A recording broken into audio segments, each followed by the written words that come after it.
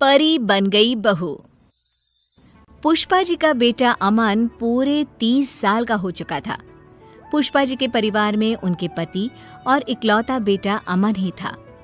पुष्पा जी अपने बेटे अमन की जल्दी से शादी करवाना चाहती थी, लेकिन अमन था कि उसे कोई लड़की पसंद ही नहीं आ रही थी, क्योंकि अमन जो नौकरी करता था उसमें उसे बहुत ज्यादा तनख्वाह नहीं मिलती थी।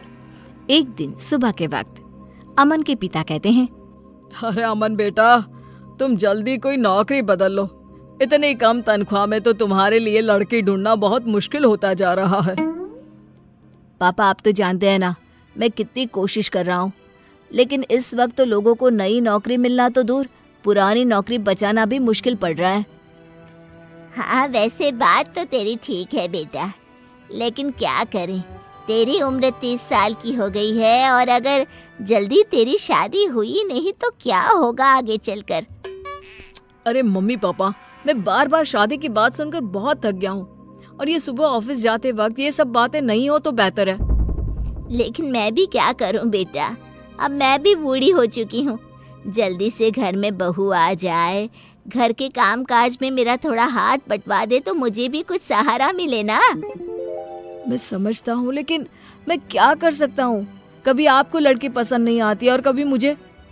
अच्छा चलो, कोई बात नहीं अमन बेटा, अभी तुम आराम से ऑफिस जाओ। मेरे दूर के एक दोस्त हैं, उनका फ़ोन आया था, उनकी रिश्तेदारी में कोई लड़की है, कल हमें उसे देखने जाना है। फिर से लड़की देखने जाना है पापा? मैं परेशान हो चुका हूँ ये बार बार नई नई लड़कियां देख देख कर। अरे अब ये तो करना ही पड़ेगा ना, तुम्हें इसमें भी कोई परेशानी है? नहीं माँ, कोई परेशानी नहीं है। ठीक है, मैं कल आपके साथ लड़की देखने चलूँगा। अमन परेशान होकर अपने ऑफिस चला जाता है और अगले दिन अमन और उसके मम्मी पापा लड़की देखने के लिए लड़की वालों के घर जाते हैं। लड़की की माँ कहती है, ये हमारी बेटी है सुधा, बहुत संस्कारी है हमारी बच्ची। जी हाँ, आपकी बेटी तो दिखने में भी काफी अच्छी लग रही है। भाई मुझे तो ये बहुत पसंद है। अब आपको भी हमारा बेटा पसंद हो तो आप भी बता दीजिए। देखिए बहन जी, दिखने में तो आपका बेटा भी काफ़ी अच्छा दिखता है, बस अब यही जानना बाकी रह गया है कि आपका बेटा कमाता क्या है। मेरी तनख्वाह 20,000 है। हो सकता है आने वाले टाइम में मुझे कोई अच्छी नौकरी मिल जाए और तनख्वाह और बढ़ जाए। जी हाँ, मेरा बेटा पूरी कोशिश कर रहा है और बहुत जल्दी उसको अच्छी नौकरी भी मिल जाएगी। लेकिन इस बात की कोई गारंटी थोड़ी ना है, शादी के बाद भी अगर आपके बेटे को अच्छी नौकरी नहीं मिली तो। हाँ जी, आप बिल्कुल ठीक कह रहे हैं, और वैसे भी 20,000 में आजकल होता ही क्या है। माफ कीजिएगा भाई साहब, हमें ये रिश्ता मंजूर नहीं। देखा माँ, मैंने आपसे पहले ही कहा था, जहाँ आपको लड़की पसंद आ जाती है वहाँ पर मेरी कम तनख्वाह के चलते कोई शादी करने को तैयार नहीं होता। ये सारी बातें हम घर चलकर भी तो कर सकते हैं। अमन, गुस्सा करने का कोई फायदा नहीं। अमन अपने परिवार के साथ वापस घर लौट आता है। कुछ दिनों के बाद पुष्पा जी एक नया रिश्ता लेकर अमन के पास जाती हैं। अमन बेटा, देखो मेरी सहेली की बेटी है, इसका रिश्ता आया है तुम्हारे लिए। ये लोग कल ही हमारे घर आ रहे हैं। ओहो, फिर से लड़की देखनी पड़ेगी क्या? एक आखिरी बार, और मुझे लग रहा है कि इस बार तुम्हारा रिश्ता जरूर हो जाएगा। अगले दिन पुष्पा जी की सहेली अपनी बेटी को लेकर उनके घर आती है और दोनों परिवारों में आपस में बातचीत होती है। देखो, मैं पहले ही तुम्हें बता देती हूँ कि मेरे बेटे की तनख्वाह बहुत ज्यादा नहीं है, लेकिन इसमें कोई बुरी आदत नहीं है। मेरा बेटा बहुत संस्कारी है। अरे बहन जी, क्या फर्क पड़ता है अगर आपका बेटा 20,000 रुपए कमाता है। लड़का भाई अच्छा होना चाहिए, पैसों का क्या है, वो तो बाद में भी कमा लेगा। ये हुई ना बात, फिर तो हमारे बच्चों का रिश्ता जरूर पक्का हो जाएगा। बस अमन अपना जवाब बता दे।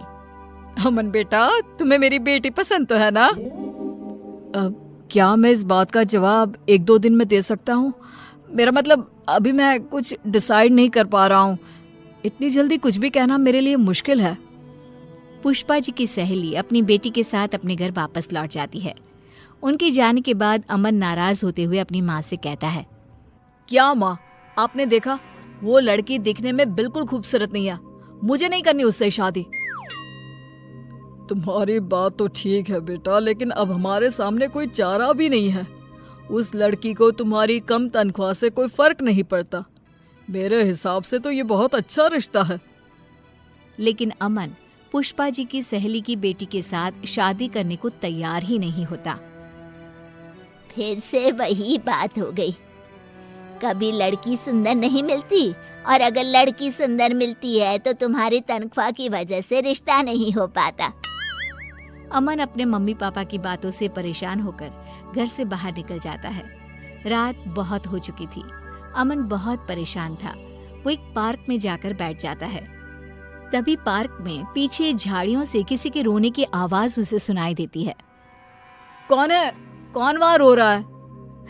मैं हूँ, इन पेड़ों के पीछे। अरे लेकिन तुम कौन और पेड़ों के पीछे क्या कर रही हो? तुम तो दिखने में किसी परी की तरह लग रही हो। मैं परी ही हूँ, मेरा नाम परी है। अरे तुम्हारा नाम क्या? तुम तो बिल्कुल परियों की तरह खूबसूरत हो। लेकिन तुम इस तरह रो क्यों रही हो? और इतनी रात को पार्क में अकेले क्यों बैठी हो? मेरा इस दुनिया में कोई नहीं है, मैं एकदम अकेली हूँ। मेरे माँ बाप दोनों का निधन हो चुका है। कुछ गलत लोगों ने मेरा पीछा करने की कोशिश की तो मैं यहाँ आकर छुप गई। अरे लेकिन तुम यहाँ कब तक छुपी रहोगी? तुम यहाँ पर सेफ नहीं हो। तो क्या करूँ, कहाँ जाऊँ, मेरे खुद समझ में नहीं आ रहा। अरे रो मत, एक काम करो, तुम मेरे साथ मेरे घर चलो, वहां पर तुम सुरक्षित रहोगी। अमन उस लड़की को लेकर अपने घर आ जाता है।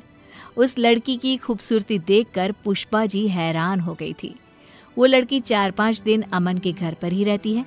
उस लड़की का व्यवहार देखकर अमन के पिता भी बहुत खुश थे और इसीलिए एक दिन सुबह के वक्त, देखो बेटी, मैं ये तो नहीं जानता कि तुम कौन हो, लेकिन मैं तुम्हें अपने घर की बहू बनाना चाहता हूँ। हाँ, मैं भी कब से वही बात सोच रही थी, लेकिन फिर मुझे लगा पता नहीं परी को अच्छा लगे भी या नहीं। मुझे इस बात से कोई ऐतराज नहीं है। वैसे भी आप लोगों ने मुझे इतना प्यार दिया है, लेकिन अगर अमन जी कहेंगे तो ही मैं उनसे शादी करूंगी। मैंने तो जब तुम्हें पहली बार देखा था ना, तभी अपनी पत्नी बनाने का फैसला कर लिया था। तुम हो ही इतनी खूबसूरत, और फिर तुम्हें मेरी कम पैसों वाली नौकरी से भी तो कोई परहेज नहीं है। नहीं, मुझे आपका परिवार बहुत अच्छा लगा और मैं हमेशा आप लोगों के साथ रहना चाहती हूँ। और इस तरह पुष्पा जी को परी के रूप में एक बेहद खूबसूरत बहू मिल गई।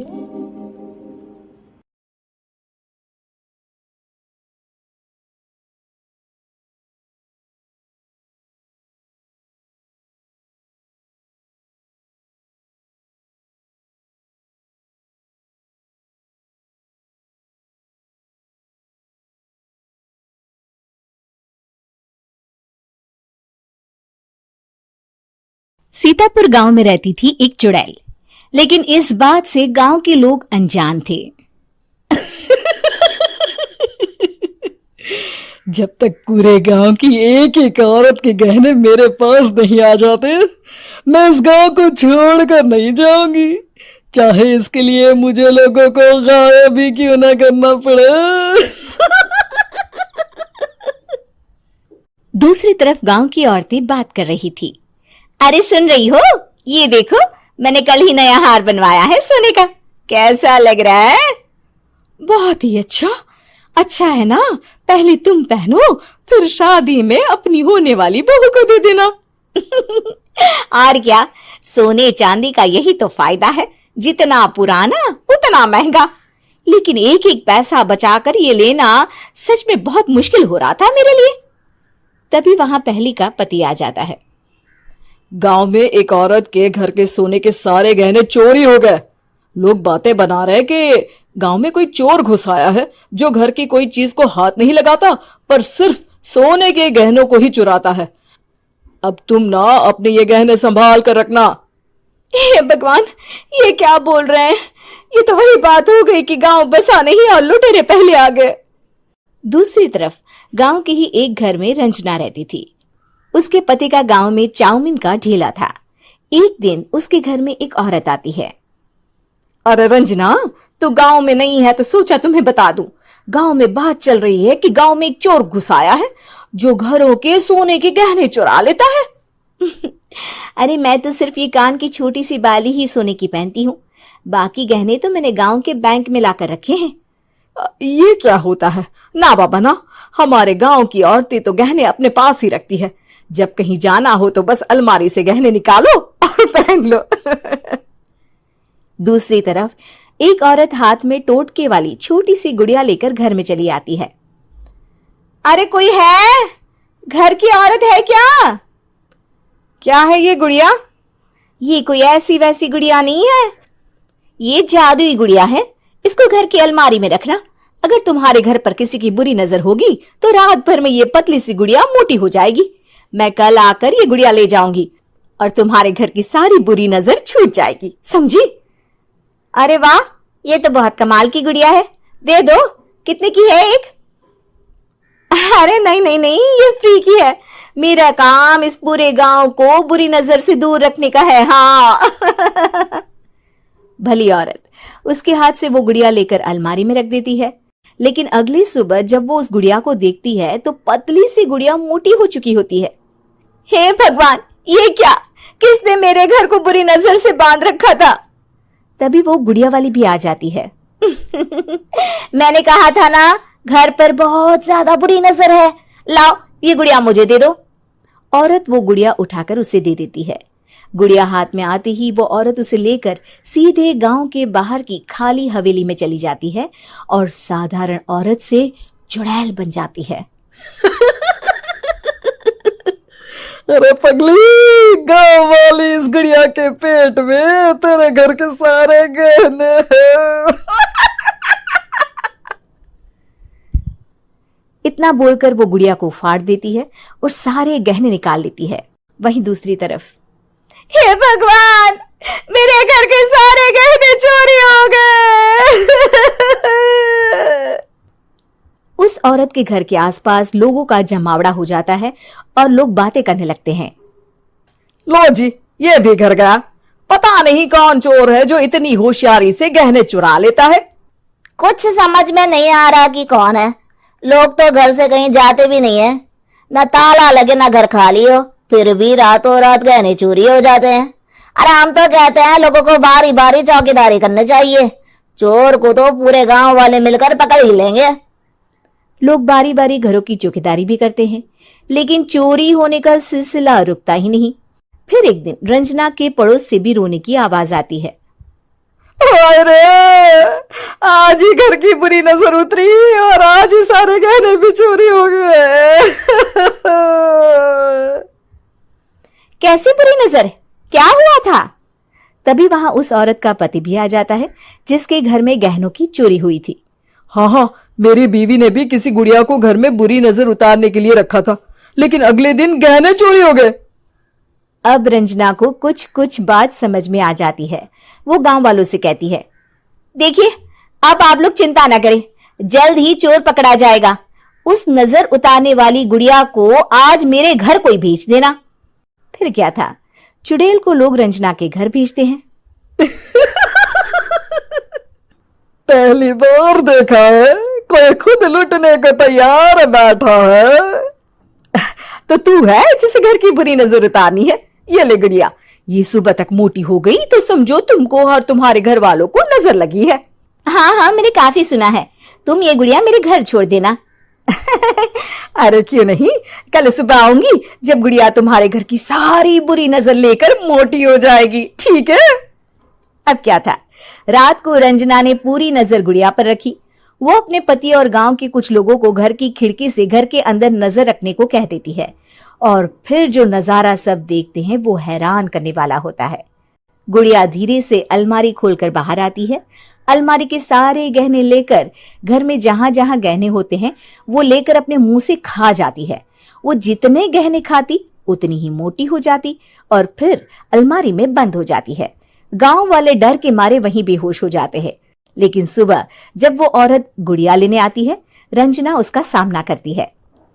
ये देखो, गुड़िया कितनी मोटी हो गई है। लगता है मेरे घर में बहुत लोगों की नजर लगी है। लाला, ये गुड़िया मुझे दे दे। अरे बहुत कीमती गुड़िया है ये। तेरे घर की सारी बुरी नजर मैं गांव के बाहर वाली हवेली में फेंक आती हूँ। शाम को फिर लोगों के घर इसे लेकर जाना है ना। इसमें तो मेरी जान बसती है, जान।